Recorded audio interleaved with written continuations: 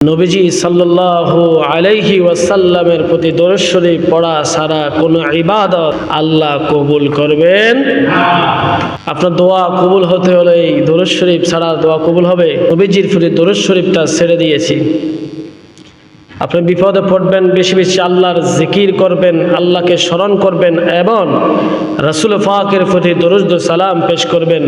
দেখবেন যত বড় বিপদ হোক না কেন, মুসিবত হোক না কেন, আপনাকে রক্ষা করবে কে? বিশ্বাস আছে তো? আল্লাহ সুবহানাহু ওয়া তাআলা বান্দার যত আমল দিয়েছেন, আমলগুলা করলে বান্দার আমল নামে আমলগুলো লেখা হবে। কিন্তু আল্লাহ সুবহানাহু ওয়া তাআলা এমন একটি আমল দিলেন, এমন একটি বাক্য দিলেন, ওই আমল দ্বারা বান্দার জীবনের গুনাহগুলো মাফ হয়ে যায়, এমনকি আমল নামায় সওয়াবগুলো লেখা হয়ে যায়। সুবহানাল্লাহ। আল্লাহর রাসূল বলেছেন, কোন উম্মত যদি রাসূল পাকের প্রতি দরুদ ও সালাম পেশ করে, একবার যদি রাসূল পাকের প্রতি দরুদ ও সালাম পেশ করে, আল্লাহ তাআলা তার আমলনামায় 10টা নেকি লিখে দেন, এমনকি তার আমলনামা থেকে 10টা গুনাহ ডিলিট করে দেন। সুবহানাল্লাহ। শুধু তাই নয়, তার সম্মান যতটুকু রয়েছে, আল্লাহর হাবিব বলেন তার সম্মান 10 গুণ আল্লাহ পাক বৃদ্ধি করে দেন। সুবহানাল্লাহ। আর জোরে বলেন না।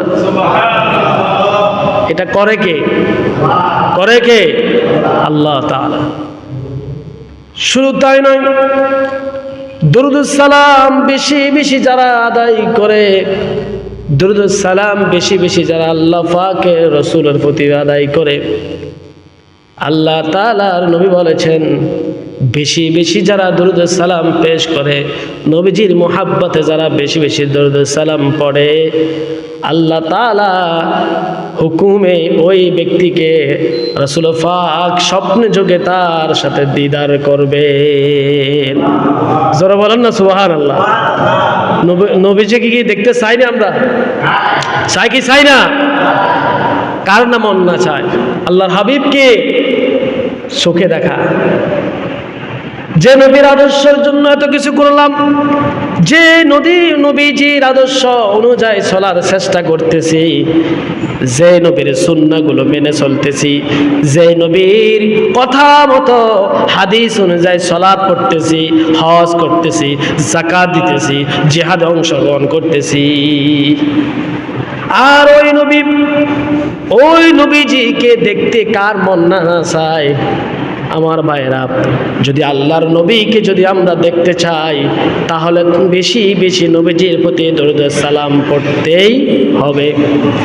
আপনি যদি সকাল সন্ধ্যায় প্রতিটা নামাজের ভিতরে পড়েন এবং নামাজের বাইরে যদি সকাল সন্ধ্যা যদি 24 ঘন্টার ভিতরে রুটিন করে যদি পড়তে পারেন, শুধু তাই নয়, ঘুম যাওয়ার আগ মুহূর্তে যদি দরুদ সালাম পেশ করে ঘুমাতে পারেন আর নিজের শরীরকে ফুত ও পবিত্র রাখতে পারেন, আল্লাহ রাসূল সাল্লাল্লাহু আলাইহি ওয়াসাল্লাম এক সময় আপনার সাথে দিদার হয়ে যাবে।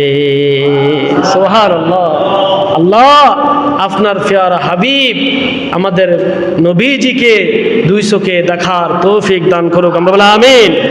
নবীজির প্রতি বেশি বেশি দরুদ সালাম পেশ করা আল্লাহ আমাদেরকে তৌফিক দান করুন। আমরা বলি আমিন।